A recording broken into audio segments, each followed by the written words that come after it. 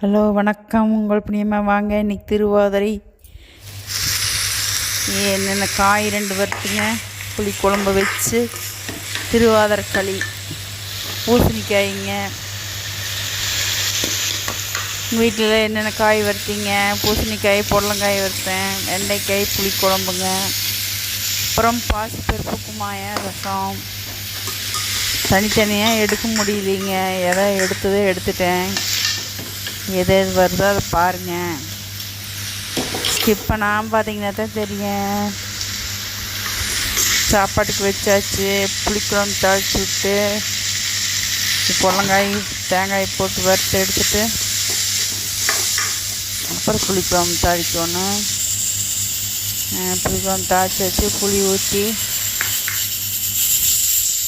சாப்பாடு சத்தம் வந்துருச்சு.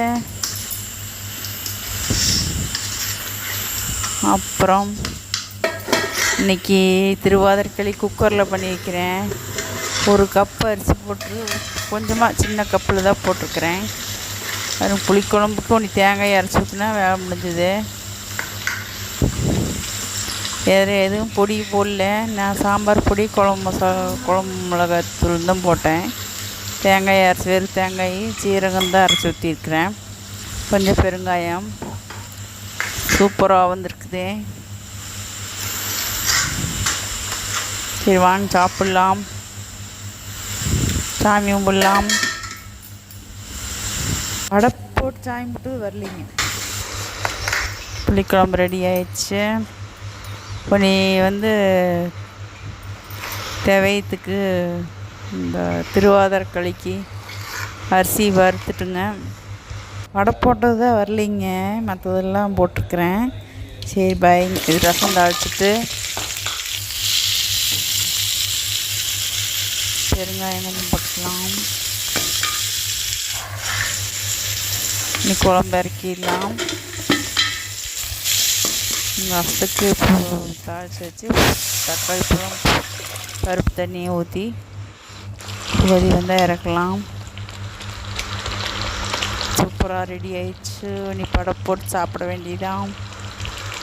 நீ திருவாதிரை களி பண்ணணும் பாருங்க. அரிசி பாருங்கள், 1 கப்புமே 2 ஸ்பூன் மட்டும் பாசிப்பருப்பு போட்டேங்க. நல்லா பொரியாட்டம் வறுவட்டதுக்கப்புறம் எடுத்துகிட்டு ரவையாட்டம் மிக்சியில் போட்டு 2 அடிச்சுக்க வேணுங்க. நான் இன்றைக்கி குக்கரில் தான் பண்ணியிருக்கிறேன். சர்க்கரை, நாட்டு சர்க்கரை தான் போட்டேன், இயற்கை சர்க்கரைங்க. இந்த கப்பில் எடுத்தனா அந்த கப்பில் 1.5 கப்பு சர்க்கரை போட்டுக்கிறேன்.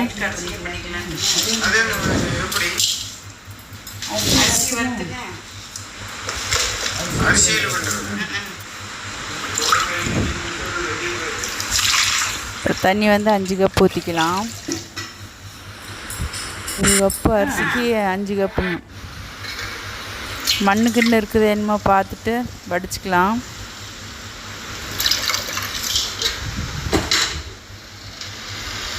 ஏலக்காய் தூள் கொஞ்சம் போட்டு கொதிக்கிட்டுங்க. தேங்காய் கொஞ்சம் போட்டுக்கலாம். வேறு அரைச்சிட்டு வந்தாச்சு. ரவையாடத்தை அரைச்சிட்டு வந்திருக்கிறேன். தேங்காய் ஒரு 2 கை போட்டுக்கலாங்க. போட்டு இதை அந்த பவுட்ரு அரைச்சிட்டு வந்தோமில்லங்க, அது கட்டி இல்லாமல் அப்படியே கிளறி விட்டுக்கலாங்க சிம்மில் வச்சு. கொஞ்சம் இதானதுக்கப்புறம் குக்கரில் எடுத்து வச்சு ஒரு விசில் விட்டால் போதுங்க.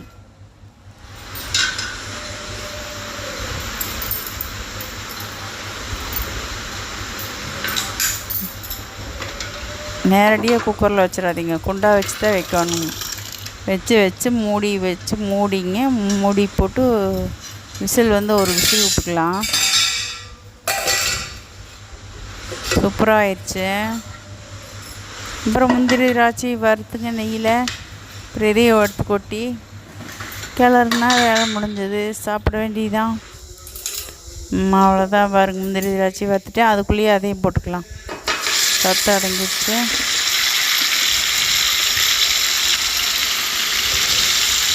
ரெண்டு ஸ்பூன் நெய், 2 ஸ்பூன் விட்டேங்க, அவ்வளோதான். சூப்பராக போச்சு.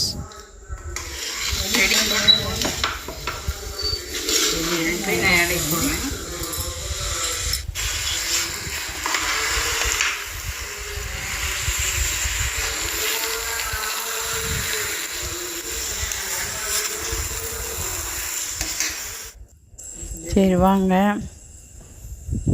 நல்லா படப்பெல்லாம் போட்டு பூசையெல்லாம் முடிஞ்சுது. பொன்னி தீர்த்தம் குடிச்சாச்சு. சரி படப்பு போட்டு சாப்பிட்லாம். நீ படப்பெல்லாம் மாற்றியாச்சு. சரி சாப்பிட வேண்டியதான். வாங்க சாப்பிட்லாம்.